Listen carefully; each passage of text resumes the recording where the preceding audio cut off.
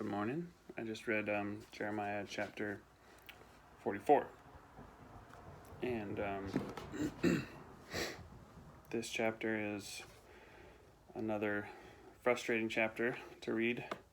The Israelites that have gone to Egypt, they've heard Jeremiah tell them, now that you're here, you're going to get punished because you're not doing what God says. And they continue to tell him, we're not doing what you say.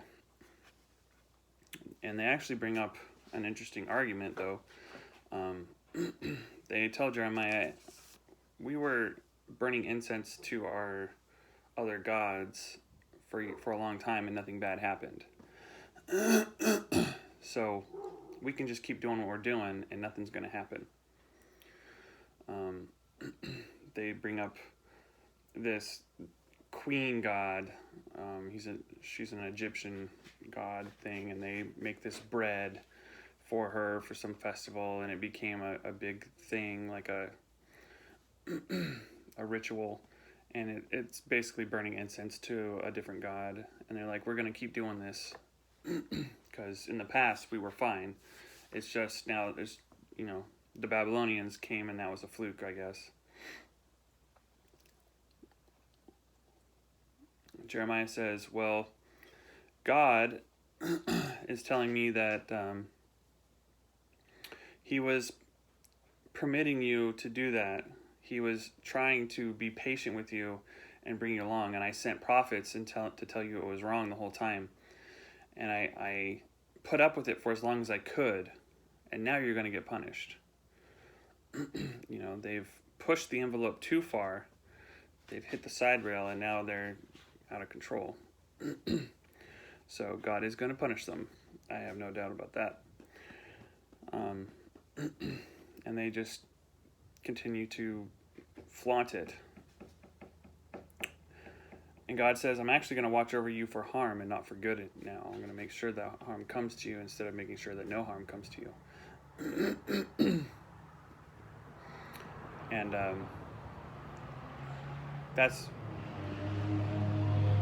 it's just sad to hear that, because I've recently been blessed by God. He's made sure that harm is not coming to me.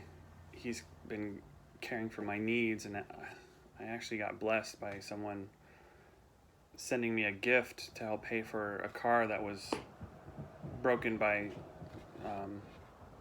someone who just drove by and hit it. And so, God's taking care of me, and so I'm seeing a God that's looking out for my good and not my harm.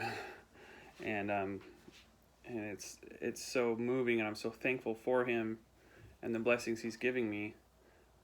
And I just can't imagine getting to the point where God says, well, I'm going to switch how I feel about you, and I'm going to decide that I'm looking out and making sure bad things will come to you. I just can't imagine that.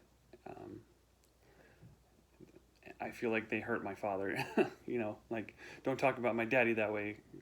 It kind of pains me to hear that they were so disobedient.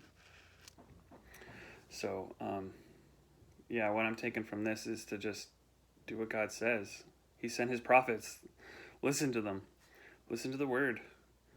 And I'm also realizing that there's people out there who are going to have all the prophets come to them and the prophecies come true, and they're still going to reject God.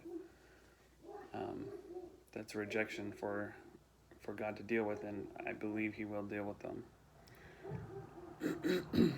In time, at least.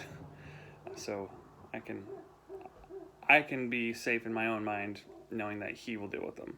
I don't have to. But, there's so many people out there, and I hope we can convince at least a few of them that God is real, and he will take care of the good children and punish the bad children.